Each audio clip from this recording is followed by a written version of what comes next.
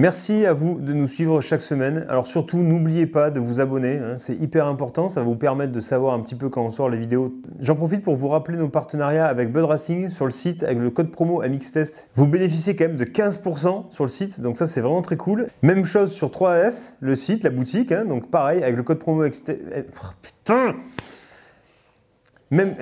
ça te fait rire ça, hein? Oui. Même chose sur le site de 3S, 10% sur tout le site avec le code promo MXTest. Donc allez-y, lâchez-vous, c'est bientôt Noël. Même chose pour notre boutique mxtest.fr où là où encore vous tapez MXTest et vous aurez votre petit discount.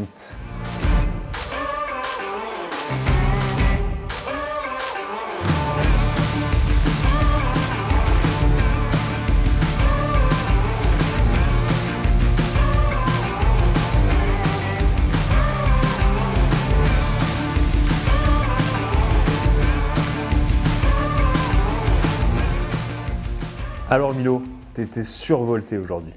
Ouais, les motos électriques, c'est mes préférés. Ah ouais, c'est étonnant ça. Alors qu'est-ce que t'aimes sur les motos électriques justement? Bah le bruit déjà, ça dérange pas les voisins. Déjà, ça consomme pas d'essence, ça marche à la batterie, ça a de la puissance.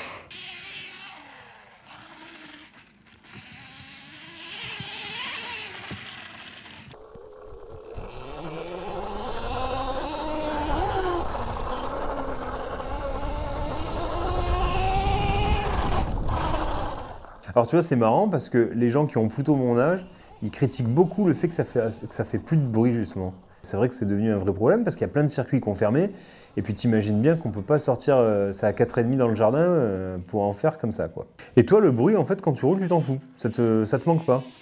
Non, parce que quand je roule avec la électrique, ça fait toujours un petit bruit, bzzz, comme ça. Oui, alors on avait fait une vidéo justement avec ton père sur la KTM électrique Freeride et on avait parlé de ce bruit-là. D'ailleurs, je vais mettre le lien, je vais faire comme ton père, je le montre en haut. Ton père il aime bien faire ça dans la vidéo. Et moi, j'avais bien aimé aussi parce que je trouvais que ça faisait une espèce de petit bruit de vaisseau, un bruit de turbine. Et toi, ça t'a plu aussi ça alors? Et alors du coup, toi, avec ton jeune âge, du fait que tu aies déjà eu plusieurs motos, tu as déjà roulé avec du 2 temps, du 4 temps et maintenant de l'électrique. Alors c'est quoi que tu préfères? L'électrique. Il n'y a même pas quelque chose qui te manque sur les autres motos quand tu roules avec une moto électrique? Non, non, je trouve ça parfait. Et alors tu vois, pour nous les vieux, il y a une espèce de croyance un peu bizarre et on a toujours l'impression qu'une moto électrique va pas être assez puissante, tu vois. C'était un petit peu le cas quand les premières voitures électriques sont sorties, on avait l'impression que ça allait être des voitures qui allaient être, qui avançaient pas, tout ça. Et donc toi, t'as pas du tout ce raisonnement-là? Ah non, je trouve qu'elle va beaucoup plus vite. Par exemple, la vitesse 1, 2, 3, ouais. Je trouve que c'est un peu comme la 65. D'accord. Donc déjà, est-ce que ça te plaît justement ce côté où tu peux choisir la puissance de la moto en appuyant sur le bouton? Oui, voilà, il n'y a pas de vitesse, ça veut dire pas de sous-régime, le régime trop, ça s'adapte et tu peux régler ta puissance. Si tu es un débutant, tu mets 1, 2. Si tu veux commencer à aller vite, 3. Parce qu'en fait, il n'y a pas que 3 courbes de puissance, tu en as plus que ça? Ah oui, il y en a 6. D'accord, donc ça permet vraiment d'avoir exactement ce que tu veux comme puissance. C'est ça. Et du coup, toi, c'est laquelle que tu as préférée alors? Moi, ma préférée, c'était la 1.3, donc la 4e. Alors c'est bizarre parce que cette moto, son gabarit, ce serait plutôt l'équivalent d'une 50 cm3. Donc toi, on voit bien que tu es limite grand sur cette moto-là, ça passe, mais plus pour trop longtemps, je pense. Mais par contre, tu me dis que la puissance, il y en a largement assez, voire même un peu trop. Oui, il y a largement de puissance, je me suis bien fait peur 2-3 fois.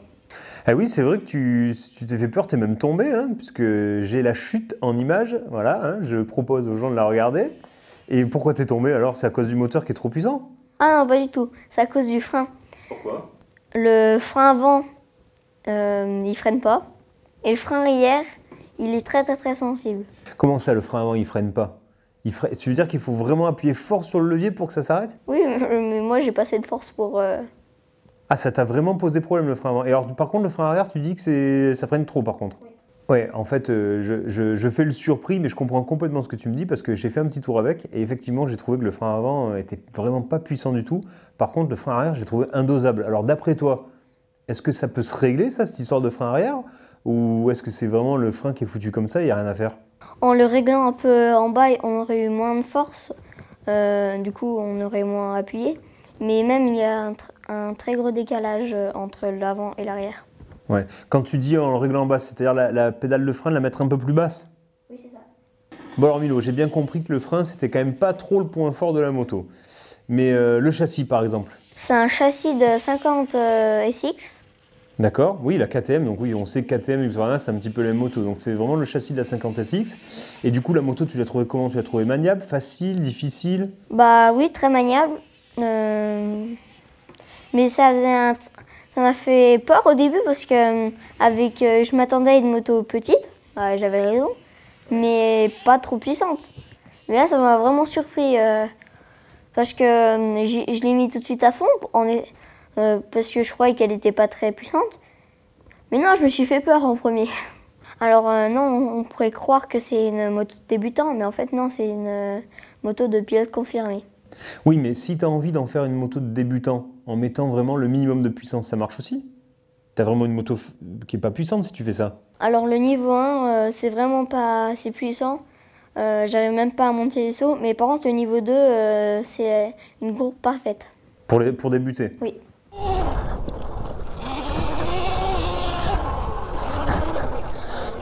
Faut sauter. Ligne droite.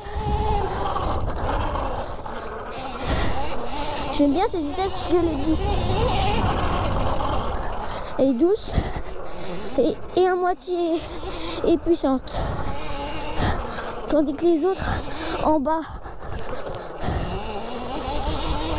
et ben ça va pas assez vite. Et les autres, bah, c'est trop puissant, on se met des équerres.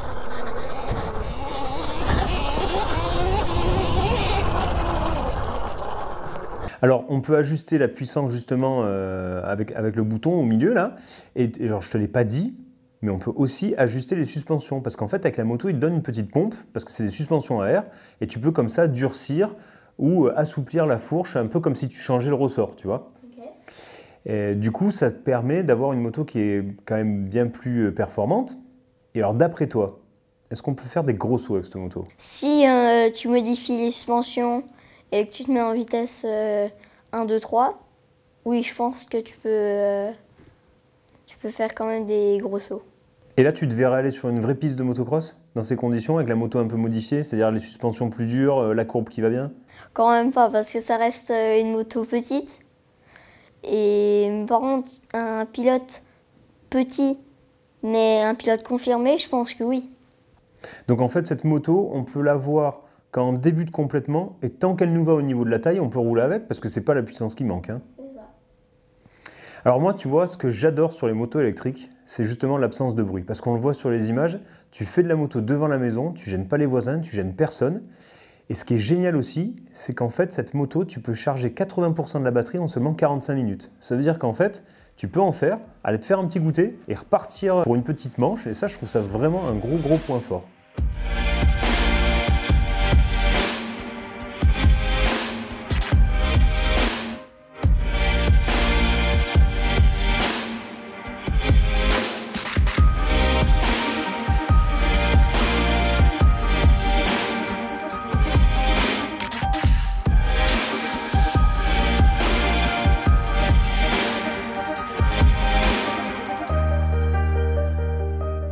Alors j'ai pas regardé l'heure, mais on a eu le temps de faire beaucoup d'images, de faire des GoPros, de faire du drone, de faire de la caméra et tout. Donc je sais pas combien de temps t'as roulé, mais on n'a pas été au bout de la batterie.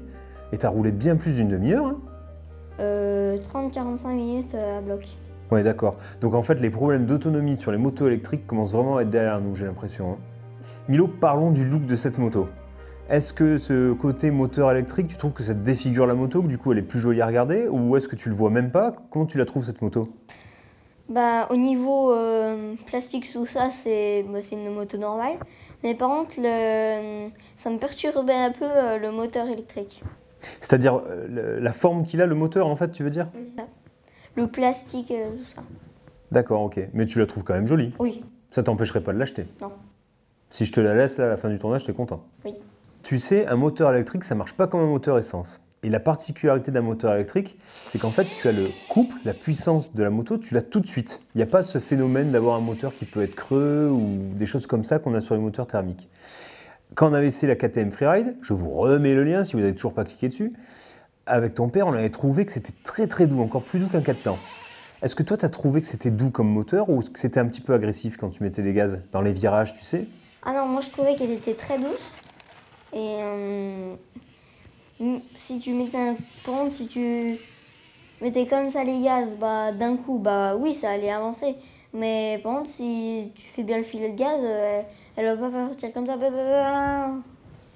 Tu as trouvé très douce, quoi. Oui. Bon, Milo, j'ai une mauvaise nouvelle. Cette moto, elle est vraiment bien, hein, mais elle a quand même un point noir, c'est son prix. Je suis pas sûr que le Papa Noël il va te l'amener cette année parce que c'est presque 5000 €. Tu te rends compte? Donc en fait, ça veut dire que c'est presque 1500 € de plus que la même chose, mais avec un moteur essence.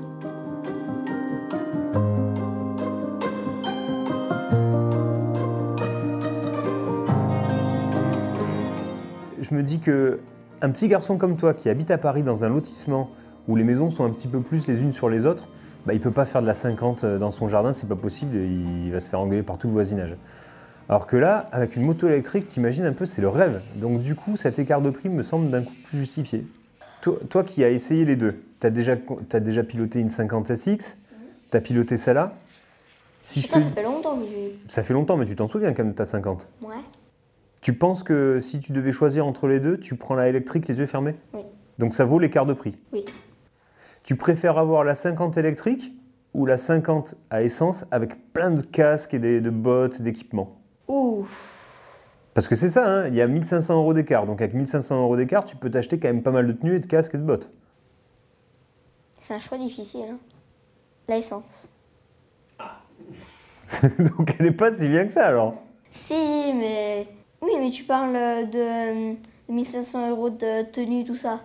Mais regarde, bref, t'as oublié les bougies, le filtre, l'essence, l'huile. Ah oui, tout ça avec la moto électrique, c'est fini. C'est vrai qu'il n'y a plus d'entretien de moteur. Et ça, c'est pas rien quand même. Hein. Si je suis malin, je tire une rallonge depuis chez le voisin et je paye même pas l'électricité. Alors d'après toi, il va se passer combien de temps pour que les grands, on roule tous sur des motos électriques, que les courses ce soit des motos électriques, que le MXGP ce soit électrique, que le SXUS ce soit sur des motos électriques? Moi, je pense 15 ans. Dans 15 ans, tu penses que tout le monde sera électrique? En tout cas, c'est l'avenir. Parce que tu sais quoi? Je pense qu'aujourd'hui, on est tous conscients que la moto électrique et les moteurs électriques ne sont pas du tout écolos. Je veux dire, on le sait aujourd'hui, c'est acquis et tout. Mais par contre, pour l'avenir du sport moto, l'électrique, c'est quand même cool. Parce que du coup, tu vois, on pourrait faire des courses en plein centre-ville sans gêner personne. Moi, je vois bien une petite piste éphémère sur le cours Mirabeau à Aix-en-Provence.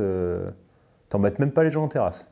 Alors on voit sur les images que tu as été vraiment à l'aise et que tu t'es régalé sur cette moto électrique, mais tu sais qu'il y a beaucoup d'autres marques qui proposent des modèles électriques pour enfants. Donc si ça te dit, je te propose de devenir le pilote officiel MX Test moto électrique d'enfant. Je veux bien.